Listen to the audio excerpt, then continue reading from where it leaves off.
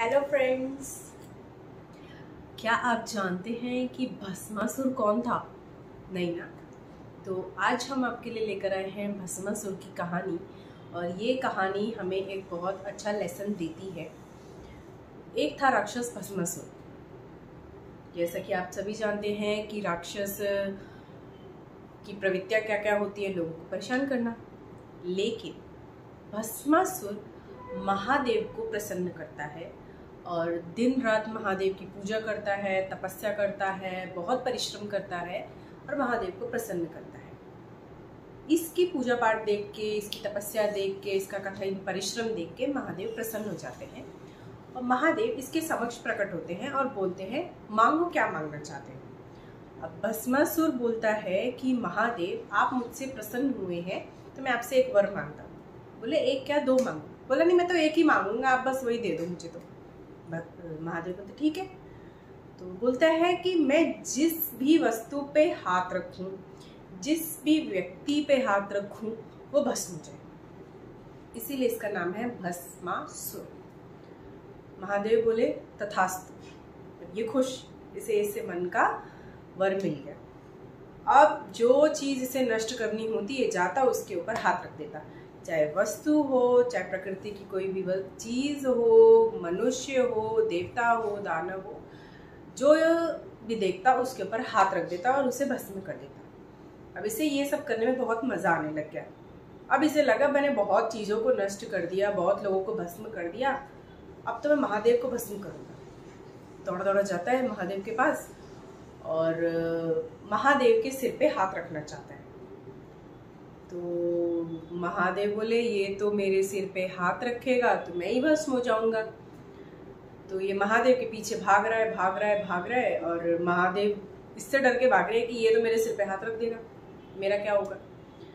अब महादेव जाते हैं विष्णु जी के पास कि भाई, इसको तो मैंने वरदान दिया था कि जिस भी चीज पे हाथ रखेगा वो भस्म हो जाएगी।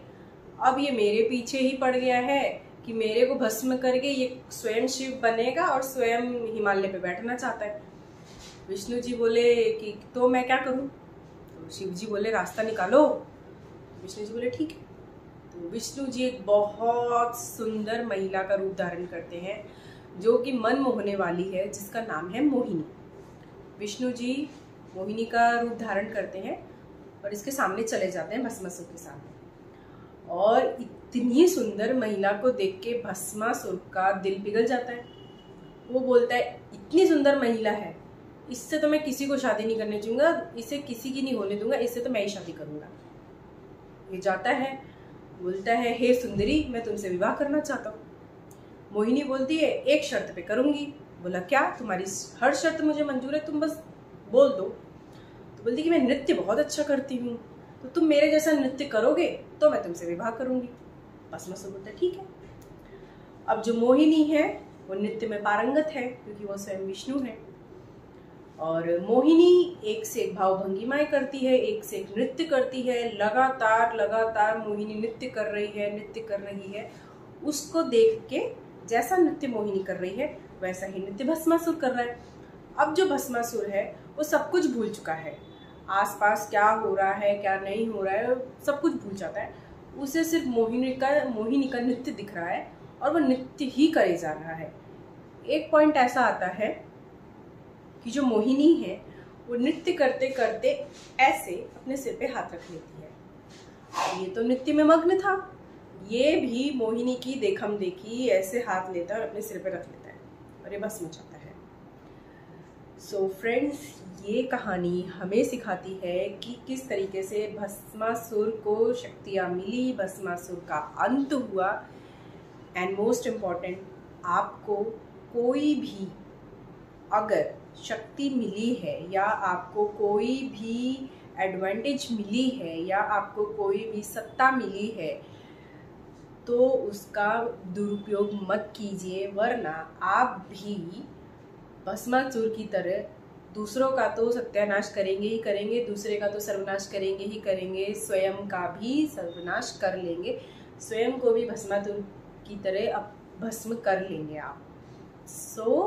आपको कोई भी चीज़ मिली है, कोई भी पावर मिली है, तो उसका मिसयूज़ मत कीजिए। Don't misuse it like Bhasmasur, otherwise आपका अंत भी भस्मासुर की तरह निश्चित है। सो फ्रेंड्स, भस्मासुर की स्टोरी हमें बहुत कुछ सिखाती है। तो ये स्टोरी आपको कैसी लगी ज़रूर बताइएगा, ज़रूर अपने अनुभव मेरे चैनल पर शेयर कीजिएगा।